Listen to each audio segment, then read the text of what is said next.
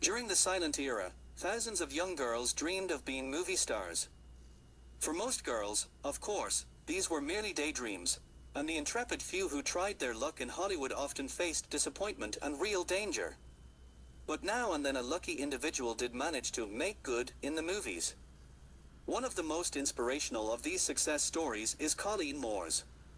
Not only did the confident young girl from Michigan find fame nearly beyond her wildest dreams, she would also come to define flapper for a generation. Kathleen Morrison was born in Port Huron, Michigan around 1899. Later she would claim it was 1902. Her family moved frequently, from Georgia to Pennsylvania to Florida, and often spent summers in Chicago with Kathleen's Uncle Walter and Aunt Liberty. As a child, Kathleen adored everything to do with the theater. She and her younger brother Cleve formed their own stock company, using a piano crate as a makeshift stage. Kathleen also used her dolls as actors in her own little plays. Collecting dolls would be a lifelong passion for her, and her aunt would gift her dolls and doll furniture that she would collect. As she grew older, motion pictures became wildly popular, and Kathleen began frequenting movie theaters as often as she could. She bought fan magazines and kept a scrapbook of clippings of her favorite stars. Soon she became to dream of seeing herself up on that magical screen. She was so sure she could make it in the movies that she kept a blank page in her scrapbook, fondly reserving it for her own portrait when she became a star. Fortunately for Kathleen, not only were the S&A studios featuring Francis X. Bushman, which you can learn about on this channel, in Chicago not far from her Aunt Liberty and Uncle Walter's house, but Walter was a Chicago newspaper editor who happened to be in contact with director D.W. Griffith. Walter helped get Griffith's intense films past the Chicago censorship board by writing puff and friendly pieces for Hearst publications, and by screening The Birth of the Nation. Uncle Walter also was the first to break the Iroquois theater fire in 1903. Griffith was used to being asked for dozens of favors, and so took Walter Howie's favor reluctantly. Uncle Walter was an inventor in the photoelectric field, as well as the prototype for Walter Burns, the scheming, ruthless managing editor, in Ben Hecht and Charles MacArthur's 1928 play The Front Page. Howie had a glass eye that some attributed to the circulation wars and others to his drunkenly passing out and impaling himself on a copy spike. Creator Hecht famously remarked that you could tell the glass eye because it was the warmer one. Kathleen and her relatives nabbed her a screen test at S&A, partly to test her acting and partly to make sure her eyes photographed properly. She had one blue eye and one brown. The test being successful, Griffith's Triangle Fine Arts Studio offered her a 6-month contract, and Kathleen was soon on a train heading to Hollywood. It was a dream come true. Once in Hollywood, the teenaged Kathleen adopted a new name her family had chosen, Colleen Moore, concocted for its Irish air and appropriate length for a movie marquee. She was put to work acting opposite young star Robert Harron in The Bad Boy, 1917, and then An Old-Fashioned Young Man, 1917. Robert Harron accidentally fatally shot himself shortly after that film was made. While Colleen was nervous in front of the camera at first, she studied the rushes for ways to improve. When her 6-month contract was up, she had no intentions of returning home. For Colleen, Hollywood was home. She scored acting jobs at a variety of studios, including Christie, Fox, and Selig, and generally played love interests and girlish heroines. By the early 1920s, she was starting to make a name for herself and was best known for starring in Little Orphan Annie, 1918. She also recognized the need to be seen on the Hollywood scene and threw lavish parties, inviting Harold Lloyd, Buster Keaton, and Gloria Swanson. Still, she felt she needed a more distinct persona. That all changed when she read the sensational, for the time, new novel Flaming Youth by Warner Fabian, about the unconventional, modern lifestyles of 3 flapper sisters. Positive that the main character Pat Fentress was perfect for her, Colleen asked her fiancé, producer John McCormick, to buy the rights to the novel. Later she recalled, "Never had I been so happy in a movie role before. I loved every scene. After 6 years of treacle, it was heaven to be given a little spice." Flaming Youth, 1923, turned out to be a sensation, mainly because of Colleen's sparkling performance and her chic new look, a Dutch bob. Flaming Youth was watched agape by the new generation, the lost generation, including F. Scott Fitzgerald. He wrote, "I was the spark that lit up flaming youth, a name given to the denizens of that glamorous decade. Colleen Moore was the torch. What little things we are to have caused all that trouble." When Fitzgerald wrote about flaming youth, he identified it as the only film that ever got the sexual tension of the flapper era right. This was despite seeing films with, and knowing Joan Crawford. In a move befitting the Roaring Twenties, the flaming youth has since gone up in flames and only one reel is left for audiences today to watch. Slender, energetic young Colleen was an ideal fit for the role of a flapper, then a new type of heroine. The slang term, flapper, may derive from an earlier use in northern England to mean teenage girl, referring to one whose hair is not yet put up and whose plaited pigtail, flapped, on her back. Flappers, with their edgy fashions and love of adventure and good times, were making a huge impact on popular culture, and Colleen was among the earliest actresses to portray them in the movies. Arguably she would be the most influential, being identified as a flapper type even before Clara Bow. Flaming Youth was followed up by many other light comedy hits, including The Perfect Flapper, 1924, We Moderns, 1925, Irene, 1926, and Colleen's biggest success, Lilac Time, 1928, co-starring Gary Cooper. Her spunky, fun-loving flappers tended to put on a show of being modern, but were still good girls at heart, the kind of flapper a mother didn't need to worry too much about. Silent film was dominated by a triptych of flappers, three actresses who epitomized the new young woman of the 20s, bright, bold, carefree, insouciant, jazz-mad, bestung-lipped, cloche-hatted, opinionated, bohemian, collegiate, garter-belted, gin-stoked, sexy. These women broke free of the image constraints of their earlier sisters in the trade, Mary Pickford and Lillian Gish, in a conscious attempt to capture the image of the post-war modern young woman. In doing so, they shaped our iconography of the jazz age. Clara Bow broke free of her vapid stock ingenue roles by 25 and became the it girl, the epitome of Brooklyn sass, manic jazz age energy, passionate violence and guilt-free sex appeal. Louise Brooks, a highly intelligent, beautiful enigma and pure hedonist, broke free of the Hollywood studio system altogether by the late 20s to make her celebrated Lulu films for G.W. Pabst in Germany. But there's a third flapper whose tone has been lost in the tumult. She shared with Brooks a distinctive pudding bowl haircut which defined the new generation. She may not have been the first actress to wear the China doll cut, but she popularized it. Brooks copied her. While she wasn't anywhere near as sexy as Clara Bow, she went head-to-head with her at the height of Bow's popularity.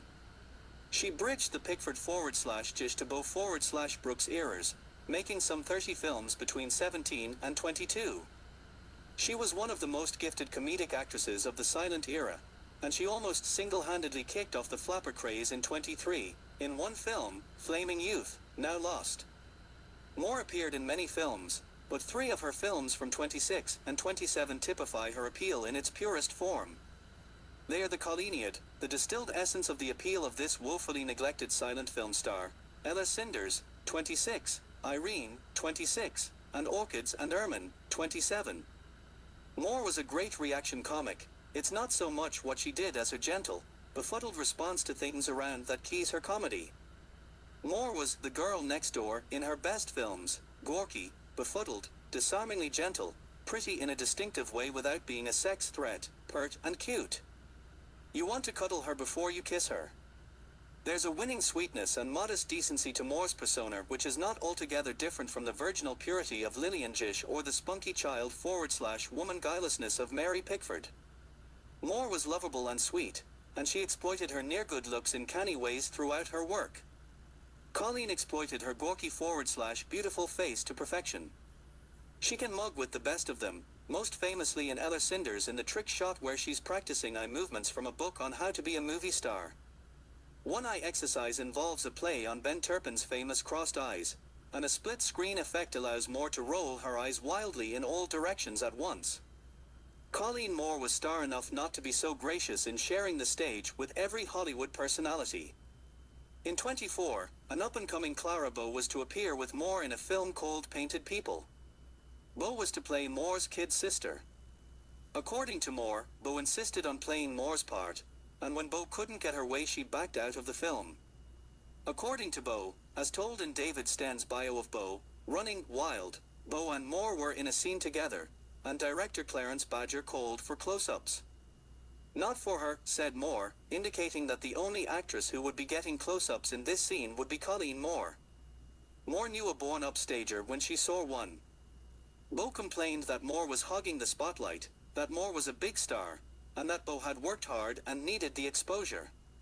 Moore was also the wife of the producer, John McCormick, so Badger shot close-ups of Moore alone. Beau lost that argument, but not the war. Beau walked off, got some surgery performed which prevented her from returning to the production where she had worked for 3 weeks, according to Beau's biographer Sten, 3 days, according to Moore. This caused Moore to reshoot scenes, prolonging the production and going over budget, as Beau had intended. Moore was a studio girl through and through. When it came time to lie about the Paul Byrne murder, she agreed with accounts that Byrne hit Jean Harlow, although that has since been seriously disputed. In Orchids and Ermine, Moore's character is determined to land a sugar daddy, but she's also her usual sweet and lovable self. Louise Brooks, an ice goddess, can play a heartless gold-digger in Love, M and Leave, M, 26, and get away with it. Moore didn't have that advantage. Moore's got to be ambitious, but not too ambitious, more wistful than ambitious. So we see a playful type emerge, the feminine both girlish and woman. It is this essence that has been lost. By the end of the 1920s, Colleen was one of the biggest stars in Hollywood and had a beautiful mansion in Bel-Air. Unfortunately, her marriage to John McCormick was on the rocks, due to his alcoholism. John McCormick was born the 17th of August 1893 and died in 1961. He was an American film producer associated with the Hollywood studio First National Pictures. He produced dozens of films including Ella Cinders, 1926, which was based on a comic strip and helped put Moore on the map. He was also her press agent for a time. From 1923 to 1930, McCormick was married to Colleen Moore. McCormick initially was unconvinced by the development of sound films and vetoed Moore's appearing in them without her knowledge. He changed his mind in 1929 and placed Moore in her first sound film, titled Smiling Irish Eyes, which was not a great success. The focus on Moore's eyes due to her jewel-colored eyes, one brown, one blue, would be ongoing. Their marriage was under increasing strain, and in 1930, the couple divorced. His relationship with Moore is believed to have been the basis for the film What Price Hollywood? 1932, years later, Moore's niece was asked if McCormick was physically abusive towards Colleen, to which she replied, "No, I don't think he ever hit her, he abused her with words because he was drunk." They did have some good times as they took a trip to Europe together in the 1920s. Colleen tried her hand at talkies, including The Scarlet Letter, 1934, but after only 4 she decided to retire from the screen. Having already achieved success beyond her wildest girlhood dreams, she wisely decided to quit while she was ahead. Colleen kept busy in retirement. After a brief 2-year marriage to a stockbroker named Albert Scott from 1932 to 1934, which she admitted was mainly for financial reasons since she found herself largely broke after her divorce from McCormick, she married Homer Hargrave in 1937, also a stockbroker but a widower with 2 children, and this time the marriage lasted until Homer's death in 1964. Her friends called this match one made in heaven. She wrote 2 books, her autobiography Silent Star and How Women Can Make Money in the Stock Market, and eventually formed a TV production company. On TV she retained her Dutch bob, unlike Louise Brooks who grew her trademark signature style out. But Moore's most famous post-Hollywood project was her Fairy Castle, a huge, elaborate dollhouse that measured 9 square feet. Colleen and her father started the dollhouse in 1928, having it carefully designed and decorated by professional artists and craftsmen. Colleen remembered her first dollhouse was made of a cast-off cigar box. The Colleen Moore Fairy Castle was created in the late 30s and cost about $435,000. The castle was made complete in miniature and with running water and electricity. It was filled with beautiful miniature furnishings, paintings, murals, chandeliers, and decorative objects, made from precious materials whenever possible. Colleen toured the nation with the dollhouse, raising money for children's hospitals by her appearances. She continued to add to her work of art until her death, and today it's housed in Chicago's Museum of Science and Industry. Colleen also took steps to protect her films, sending them to the Museum of Modern Art in New York in hopes of having them preserved. Tragically, the films were improperly stored and many ended up decomposing. Colleen's last marriage was to builder Paul Maginot in 1982, and she would pass away from cancer in 1988. In 2009, a 1929 Spanish-style estate in Bel-Air that traces its Hollywood history back to silent film star Colleen Moore was listed for sale at $15.95 million or for lease at $39,000 a month. The three-structure, gated compound on less than 3/4 of an acre has 7 bedrooms, 12 bathrooms, 2 guest apartments, a projection room, an art studio and a gym in about 13,000 square feet. A formal 2-story entry leads to the public rooms, including a formal dining room, den and media room. A garden tea for educators was among events held on the grounds in 1930, according to Los Angeles Times archives. Another reminder of her time in residence is a 1931 lost and found at giving the home's address and stating, "Dog lost, Great Dane, male, light brown, small scar on forehead." Moore made the move to talkies and starred opposite adulteress Spencer Tracy in The Power and the Glory, 1933. While today she's sometimes overshadowed by her fellow flappers Clara Bow and Louise Brooks, Colleen Moore was the spirited personality who helped pave the way for them and the forever young. Not only are her surviving films wonderful time capsules of the era, but Colleen's acting remains as fresh today as it was in the 1920s. She is not only a delightful talent, but she has what is truly one of Hollywood's most inspiring success stories.